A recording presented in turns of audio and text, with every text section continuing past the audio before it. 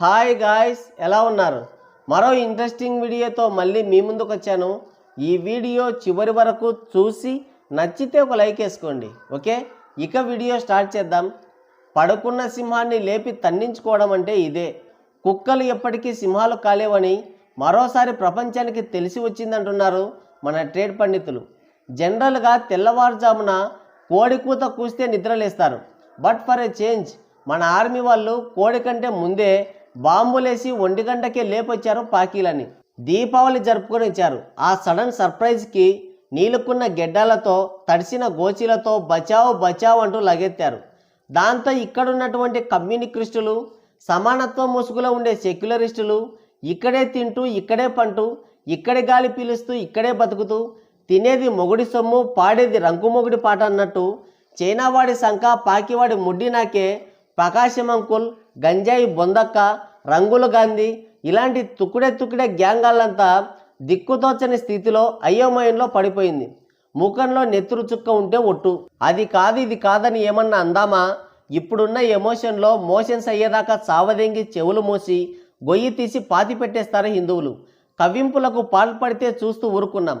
దాడులు చేస్తున్న ఈ అడుక్కు తినే నా కొడుకులతో తన్లాడి మా చక్కదనం పోగొట్టుకోవడం ఎందుకని సర్ది చెప్పుకున్నాం, సహించాం.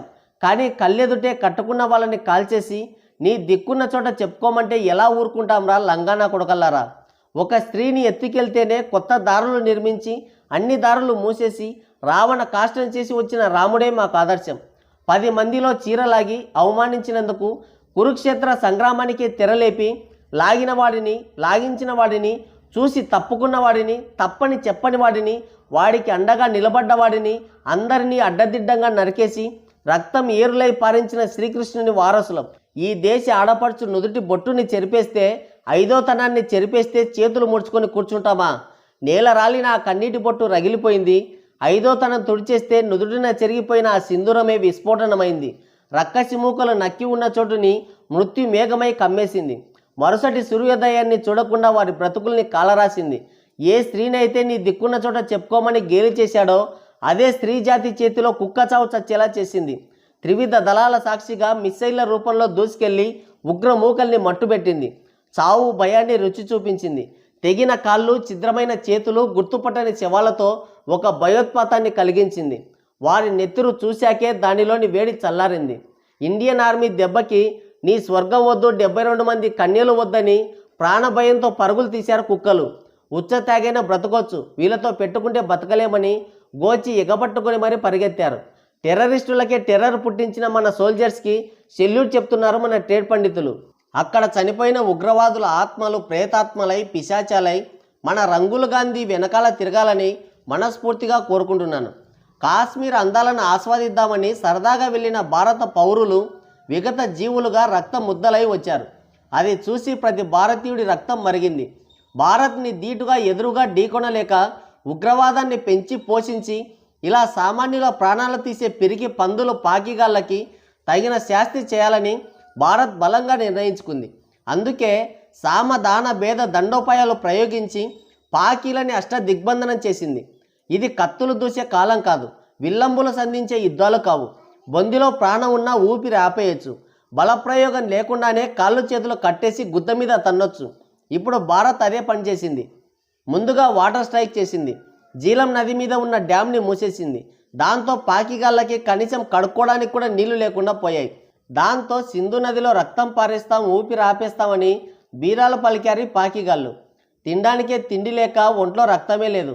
ఉన్న కాస్తో కూస్తో రక్తాన్ని కూడా సింధు నదిలో పారిస్తే చచ్చిపోతారు ఈ కోతినా కొడుకులని దయదలిచి భారత్ డ్యామ్ గేట్లు ఎత్తేసింది. ఆ నీళ్ళల్లో వాళ్లేగాక ఇల్లు బళ్ళు కూడా ఈత కొట్టాయి. పండించుకున్న గోధుమలు నీళ్ళపాలు అయిపోయాయి. భారత్తో పెట్టుకుంటే అలా ఉంటుంది మరి. ముందు ఎండిపోయింది, తర్వాత తడిసిపోయింది.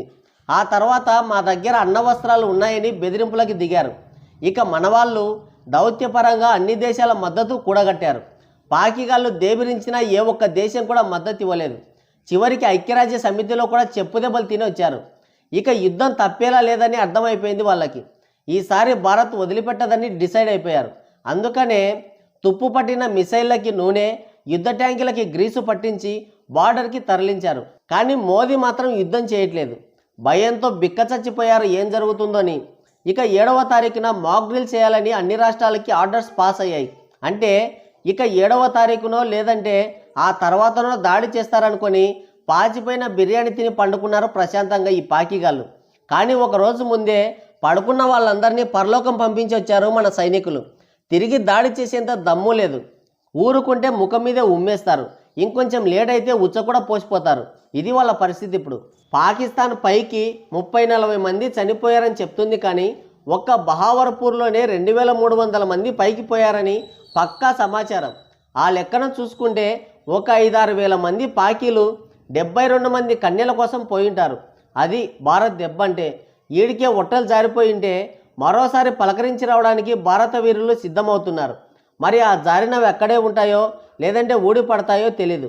మసూద్ అజార్ అలాగే కాశ్మీర్లో జరిగిన ఉగ్రదాడికి కారకుడు కథానాయకుడు అసీం మునీర్ మామ ఏ బంకర్లో తలదాచుకున్నారో తలుచుకుంటేనే నవ్వాగట్లేదు మన ట్రేడ్ పండితులకి. ఎంతైనా వాళ్ళ బార్డర్ దాటి వాళ్ళింటికే వెళ్ళి వాళ్ళనే తన్నొస్తే ఆ ఆనందమే వేరబ్బా. మరి తర్వాత భారత్ ఏ స్టెప్ తీసుకుంటుందో చూడాలి. ఇది వీడియో. మరోసారి మరో ఇంట్రెస్టింగ్ వీడియోతో మళ్ళీ కలుద్దాం. Thank you, take care, bye bye.